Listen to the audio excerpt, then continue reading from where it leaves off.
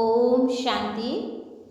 आज प्यारे बाबा के 7/6/1970 के महावाक्य हैं। बाबा ने आज दिव्य मूर्त बनने की विधि बताई कि किस तरह से हम अपने आप को दिव्य मूर्त बना सकते हैं और दिव्य मूर्त बनने के लिए हमें किन किन बातों का अटेंशन देने की ज़रूरत है। तो बाबा ने कहा कि अव्यक्त स्थिति रूपी दर्पण को साफ और स्पष्ट करने के लिए जो 3 बातें बाबा ने बताई हैं। पहली बात है सरलता, श्रेष्ठता और सहनशीलता। ये तीनों बातों में से इनको कैसे करना है, तो ये 3 बातों में से एक की भी ठीक रीति धारणा है तो दर्पण स्पष्ट होगा। अगर एक भी बात की कमी है तो दर्पण पर भी कमी का दाग दिखाई देगा। तो सभी प्रकार से सरलता भी चाहिए है और सहनशीलता भी चाहिए, श्रेष्ठता भी हो और साधारणता भी होनी चाहिए। तो अपने चेहरे पर, वाणी पर सरलता को धारण करो। अगर साधारणता है तो उसे श्रेष्ठता में बदली करो और हर कार्य में सहनशीलता को सामने रखो। जब ये तीनों बातें होंगी तो बाबा ने कहा आपका दर्पण जो है वो आपको स्पष्ट आपका मुखड़ा दिखाई देगा। तो ये 3 बातों का हमें अटेंशन देना होगा। फिर बाबा ने कुछ और भी डायरेक्शन दिए कि अव्यक्त स्थिति का अनुभव बहुत कमाल का होता है, पर उसे कैसे आप कर पाएंगे। तो बाबा ने कहा अगर 1 सेकंड भी अव्यक्त स्थिति का अनुभव होता है तो उसका असर काफ़ी समय तक रहता है। जैसे हम कभी आत्मिक स्थिति का अभ्यास करते हैं तो वो अनुभव जब मैं एक बार टच हो जाता है कि मैं एक सोल पावर एनर्जी हूँ, तो मेरी पूरी बॉडी में करंट दौड़ जाता है और उससे मुझे बहुत सारी शक्ति का अनुभव होता है और हर एक डिसीजन मेरा परफेक्ट होता है। तो ये थोड़े से टाइम का अनुभव हमें बहुत समय तक इसका प्रभाव छोड़ जाता है। तो बाबा ने कहा इसलिए काफ़ी समय तक ये अनुभव रहेगा। ये अनुभव बहुत अच्छा है और पावरफुल होता है। जितना हो सके उतना अपना समय व्यक्त भाव से हटाकर अव्यक्त स्थिति में ही रहने की आदत डालनी चाहिए। और अव्यक्त स्थिति में सर्व संकल्प सिद्ध हो जाते हैं। इसमें मेहनत कम और प्राप्ति अधिक होती है और व्यक्त स्थिति में स्थित होकर के पुरुषार्थ करने में मेहनत अधिक और प्राप्ति कम होती है। इसलिए व्यक्त से ना रहकर अव्यक्त में रहेंगे तो मेहनत कम होगी और सफलता ज़्यादा मिलने वाली है। तो जितना जितना अव्यक्त भाव में स्थित होंगे उतना बाबा ने कहा हर एक के भाव को सहज समझ भी जाएंगे कि कौन आत्मा क्या सोच रही है और उसे क्या चाहिए है। और अव्यक्त स्थिति एक दर्पण होती है। इस स्थिति में स्थित होते ही कोई भी व्यक्ति के भाव अव्यक्त स्थिति रूपी दर्पण में आप स्पष्ट देख सकेंगे। बाबा ने आगे और भी एक बहुत अच्छी बात रखी कि समीप रत्नों के लक्षण इस प्रकार के होंगे, जो कि कल बाबा ने हमें इशारा दिया था कि समीप रत्नों की क्या क्या विशेषताएं होंगी, तो हमने वो कल जानी थी। लेकिन आज भी बाबा ने इसी के थोड़े से लक्षण आज भी क्लियर किए कि जो जितना जिसके समीप होगा उतना संस्कारों में भी समानता होगी। तो बाप दादा के समीप अर्थात लक्षण उनके आएंगे। जब हम किसी के नज़दीक होते, चाहे वो कोई इंसान हो चाहे वो भगवान हो, तो उसके जैसे बनने के संस्कार स्वतः हमारे अंदर आने लगते हैं। जितना चेक करेंगे उतना जल्दी हम चेंज भी होते जाएंगे। आदि स्वरूप को स्मृति में रखो। सतयुग आदि का और मर्जी व जीवन का दिव्य रूप हमें स्मृति में रखना है, तब जाकर हम उस बाबा के प्यार में समा जाएंगे। बाबा ने एक बात और भी कही कि स्नेह का रिटर्न है सहयोग। जैसे बाबा सर्व समर्थ है तो बच्चों को भी मास्टर समर्थ बनना चाहिए, उन्हें सभी बातों में समर्थ हो जाना चाहिए। जिससे स्नेह होता ना उनको सहयोग भी दिया जाता है विनाश के पहले। अगर स्नेह के साथ सहयोगी बनेंगे तो सब वर्षे के भी अधिकारी भी बनेंगे। विनाश के समय भले ही सभी आत्माएं पहचान लेंगी लेकिन वर्षा नहीं पा सकेंगे क्योंकि सहयोगी नहीं बन सकेंगे। तो इसलिए विनाश से पहले हमें बाबा के वर्षे के लिए सहयोगी बनाना है, तो उसके लिए हर एक का सहयोग पहले खुद करना पड़ेगा। बाबा ने लास्ट में एक बात बहुत अच्छी कही कि बिंदु रूप की स्थिति जो है निम्न अभ्यासों से सहज हो सकती है। उसके लिए हमें कौन से अभ्यास करने होंगे, तो बाबा ने कहा बिंदु रूप में तभी टिक सकोगे जब पहले खुद संकल्पों का अभ्यास होगा। पहले हमें अशुद्ध संकल्पों को शुद्ध संकल्पों द्वारा हटाना होगा, जितना हम पॉजिटिव खुद को रखेंगे उतना नेगेटिव हाल, हमारा नेगेटिव स्थितियाँ स्वतः ही बदल जाएंगे। बाबा ने कहा बिंदी रूप है ब्रेक। जैसे कोई भी एक्सीडेंट होने वाला होता है ना, तो ब्रेक नहीं लगती है, तो मोड़ना होता है। ऐसे ही जब भी बिंदी नहीं लगा पाते हो ना, तो व्यर्थ संकल्पों से बुद्धि को मोड़कर शुद्ध संकल्पों में लगाना होगा। और बाबा ने कहा कभी कभी ऐसा मौका भी होगा जब बचाव के लिए ब्रेक नहीं लगाई जाती है, मोड़ना होता है। तो यह कोशिश करनी होगी कि व्यर्थ संकल्प चले ही ना, लेकिन शुद्ध संकल्प चले। जब ये सब्जेक्ट पास करेंगे तो बिंदु रूप की स्थिति बाबा ने कहा सहज हो जाएगी। और यह अभ्यास बाबा ने कहा बच्चों को पक्का करना चाहिए, क्योंकि लास्ट में यही चीज़ बच्चों के काम आने वाली है। तो इस अभ्यास को तीव्रता से बढ़ाएंगे। अब सुनेंगे बाबा की वाणी विस्तार से। बाबा ने कहा कि नैनो द्वारा क्या देख रहे हो? आप सभी भी नैनो द्वारा देख रहे हो ना। बाप दादा भी नैनो का आधार लिए देख रहे हैं। बाप दादा क्या देखते हैं? आप सभी क्या देखते हो? देख रहे हो व देखते हुए भी नहीं देखते हो। क्या स्थिति है? तो बाप दादा क्या देख रहे हैं यही आप देख रहे हो। संकल्पों को कैच करने की प्रैक्टिस होगी ना, तो संकल्प रहित भी सहज बन जाओगे। ज़्यादा संकल्प तभी चलाना पड़ता है जब किसके संकल्प को परख नहीं सकते हो, लेकिन हर एक के संकल्पों को रीड करने की प्रैक्टिस होगी तो व्यर्थ संकल्प ज़्यादा नहीं चलेंगे और सहज ही एक संकल्प में, एक रस स्थिति में, एक सेकंड में स्थित हो जाएंगे। तो संकल्पों को रीड करना होगा। ये भी एक संपूर्णता की निशानी है। जितना जितना अव्यक्त भाव में स्थित होंगे उतना ही हर एक के भाव को सहज समझ जाएंगे। एक दो के भाव को ना समझने का कारण अव्यक्त बाबा ने का भाव की कमी है। और अव्यक्त स्थिति एक दर्पण होती है। जब आप अव्यक्त स्थिति में स्थित होते हो ना, तो कोई भी व्यक्ति के भाव अव्यक्त स्थिति रूपी दर्पण में बिल्कुल स्पष्ट देखने में आएंगे। फिर मेहनत नहीं करनी पड़ेगी, दर्पण को मेहनत नहीं करनी पड़ती है कोई के भाव को समझने में। जितनी जितनी अव्यक्त स्थिति होती है ना, वह दर्पण साफ और शक्तिशाली होता है। इतना ही बहुत सहज एक दो के भाव को स्पष्ट समझते हैं। और अव्यक्त स्थिति रूपी दर्पण को साफ और स्पष्ट करने के लिए 3 बातें आवश्यक हैं। उन 3 बातों में से कोई एक बात भी सुनाओ। तो हर एक ने बताया आज हर एक की सरलता, श्रेष्ठता और सहनशीलता, ये 3 चीज़ें एक एक की देख रहे थे। और इन तीनों बातों में से कोई एक भी ठीक रीति धारण है तो दर्पण स्पष्ट है, और अगर एक भी बात की कमी है तो दर्पण पर भी कमी का दाग दिखाई देगा। इसलिए जो भी कार्य करते हो हर कार्य में 3 बातें चेक करो। सभी प्रकार से सरलता भी हो, सहनशीलता भी हो और श्रेष्ठता भी हो। साधारणता या साधारणपन नहीं होना चाहिए। अभी कहाँ श्रेष्ठता के बजाय साधारणपन दिखाई देता है, तो साधारणपन को श्रेष्ठता में बदली करो और हर कार्य में सहनशीलता को सामने रखो और अपने चेहरे पर, बाणी पर सरलता को धारण करो। फिर देखो सर्विस का कर्तव्य की सफलता कितनी श्रेष्ठ होती है। अभी तक कर्तव्य की रिजल्ट क्या देखने में आती है, प्लान और प्रैक्टिकल में अंतर कितना है? अंतर का कारण है तीनों ही रूप में अभी पूर्ण प्लान नहीं हुए हैं। स्मृति भी प्लान, वाणी में भी प्लान होना चाहिए। कोई भी पुराने संस्कार का कहाँ दाग नहीं होना चाहिए। और कर्म में भी प्लान अर्थात श्रेष्ठता। अगर प्लान हो जाएंगे ना, तो फिर श्रेष्ठ फिर प्लेन को प्रैक्टिकल में ला भी सकेंगे। फिर सफलता का एरोप्लेन भी माफिक उड़ भी जाएंगे। इसलिए हर बात में मनसा, वाचा, कर्मणा और छोटी बात में भी सावधानी चाहिए। मन, वाणी, कर्म में तो होना ही है, लेकिन उसके साथ साथ ये जो अलौकिक संबंध है ना, उसमें भी प्लान होंगे तो सर्विस भी सफलता आप सभी के मस्तक पर सितारे के रूप में चमक पड़ेगी।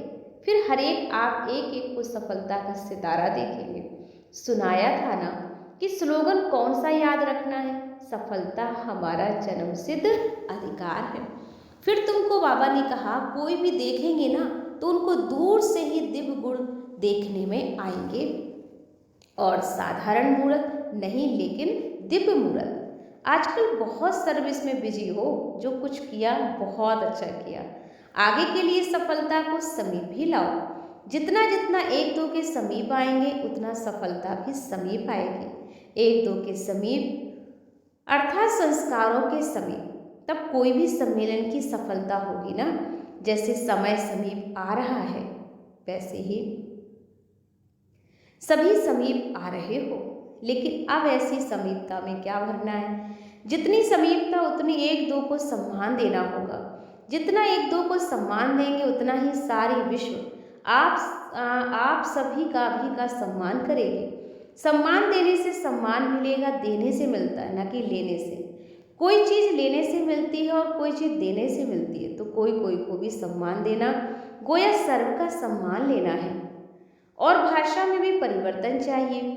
आज सभी सर्विसेबल बैठे हो ना, तो इसलिए भविष्य के इशारे दे रहे हैं। अभी कभी भी कोई का विचार स्पष्ट ना हो तो भी ना कभी नहीं करनी चाहिए।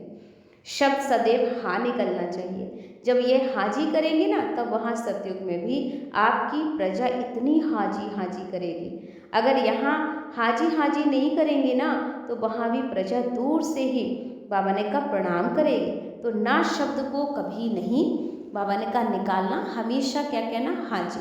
क्योंकि ये भी बहुत बड़ी बात होती है कि कई बार हम बच्चे ना शब्द प्रयोग करते हैं, पर बाबा को ना कहना बिल्कुल भी पसंद नहीं है।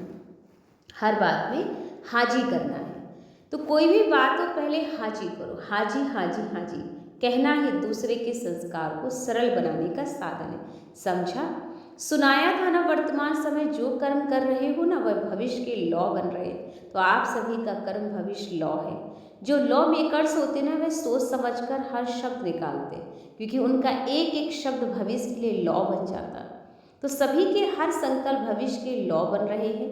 तो कितना ध्यान देना चाहिए? अभी तक एक बात को पकड़ते हो, दूसरी बात छूट जाती है, लेकिन दोनों ही बातें याद रहें। कभी विधि को पकड़ते हो तो विधान को छोड़ देते हो, और कब विधान को पकड़ते हो तो विधि को छोड़ देते हो। लेकिन विधि और विधान दोनों के साथ ही विधाता की याद आती है। अगर विधाता ही याद रहे ना, तो विधि और विधान दोनों ही साथ स्मृति में रहेगा। लेकिन विधाता भूल जाता है तो एक चीज़ छूट जाती। विधाता की याद में रहने से ना विधि और विधान दोनों साथ रहते हैं। विधाता को भूलने से कभी विधान छूट जाता है तो कभी विधि छूट जाती है। जब दोनों साथ रहेंगे तो सफलता गले का हार बन जाएगी।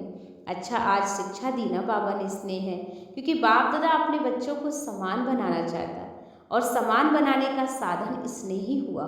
तो कुमारियों का पेपर तो अब लेना ही है। साहस को प्रत्यक्ष रूप में लाने के लिए साहस में बहुत बहुत शक्ति भरनी है। तो अब कितनी शक्ति भरी है, वह पेपर लेंगे।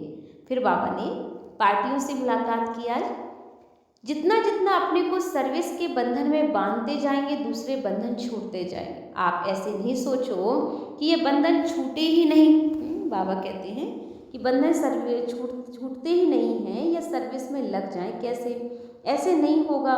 सर्विस करते रहो, बंधन होते हुए भी अपने को सर्विस के बंधन में जोड़ते जाओ। ये जोड़ना भी तोड़ना है। तोड़ने के बाद जोड़ना नहीं होता। जितना जोड़ेंगे उतना ही टूटेगा। जितना अपने को सर्विस में सहयोगी बनाएंगे, उतना ही प्रजा आपकी सहयोगी बनेगी। कोई भी कारण है तो उनको हल्का छोड़कर पहले सर्विस के मौके को आगे रखो। कर्तव्य को पहले रखना होगा। कारण होता है कि, लेकिन कर्तव्य के बल से बाबा ने कहा कि कारण भी ढीले पड़ जाएंगे। अच्छा, फिर बाबा ने माताओं से बात की कि माताओं के जो भी संगठन बने उनमें घुस जाओ। मेंबर्स बनने से फिर कईयों को आप समान बनाने का चांस मिलेगा। संपर्क में आने से ही चांस मिलेगा। अभी माताओं की संस्थाओं में आप लोगों का नाम वाला नहीं हुआ है। पहले गुप्त वेश में पांव रखो, फिर तुम्हारे बन जाएंगे। भटकी हुई माताओं को राह बतानी है। फिर माताएं जो बेचारी सितम सहन करती ना, उन्हों को भी आप बचा सकेंगे। कई माताएं सहारा चाहती, उन्हों को सहारा मिल जाएगा। तो ये सर्विस का कमाल कर दिखाओ, फिर देखो कितने हैंड्स मिलते हैं। बहुत समय की ये बात प्रैक्टिकल में लानी होगी। कैसे? ये असलम माना शरण देते हैं, वह अनाथ आश्रम, यह तो सनाथ आश्रम है ना। तो बाबा ने कहा ऐसे किसी भी बात में घबराना नहीं है। हर एक को हमें सहयोग देना है, आगे बढ़ाना है।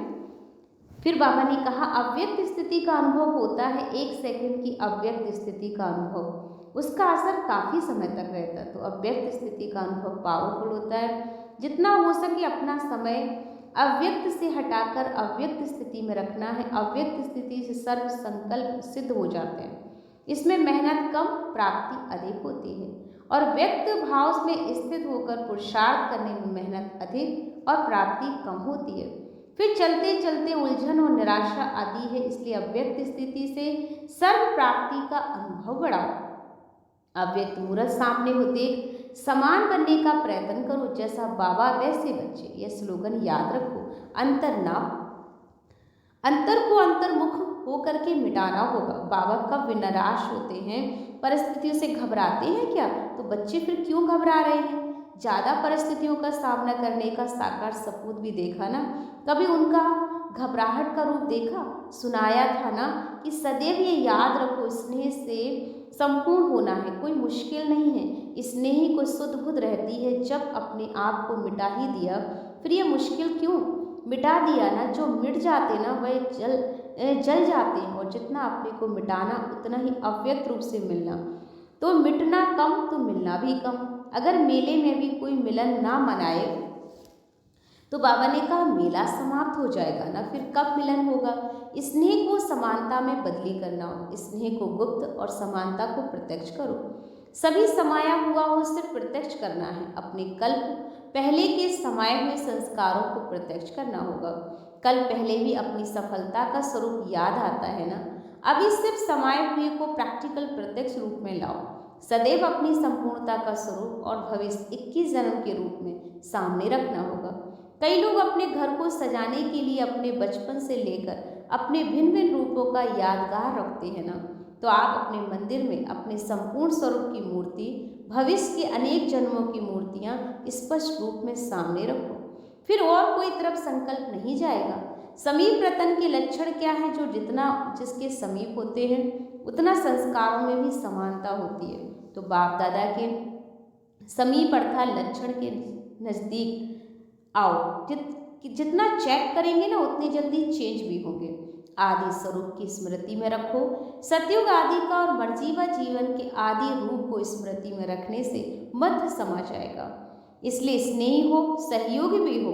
जिससे स्नेह होता ना उनको रिटर्न में क्या दिया जाता है? स्नेह का रिटर्न है सहयोग। और वह कब देंगे? जैसे बाबा सभी समर्थ है ना, तो बच्चों को भी मास्टर सर्व समर्थ बनना होगा। विनाश के पहले अगर स्नेह के साथ सहयोगी बनेंगे तो वर्षे के अधिकारी भी बनेंगे।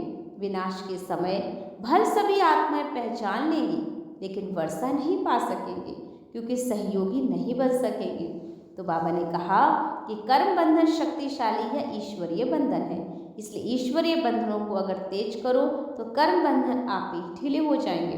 बंधन से ही बंधन कटता है। जितना ईश्वरीय बंधन में बंधेंगे उतना कर्म बंधन से छूटेंगे। और जितना वह कर्म बंधन पक्का है उतना ही ईश्वरीय बंधन को भी पक्का करो, तो ये बंधन जल्दी कट जाएंगे। अच्छा, बिंदु रूप में अगर ज़्यादा नहीं टिक सकते हो ना, तो इसके पीछे बाबा ने कहा समय नहीं गंवाना चाहिए।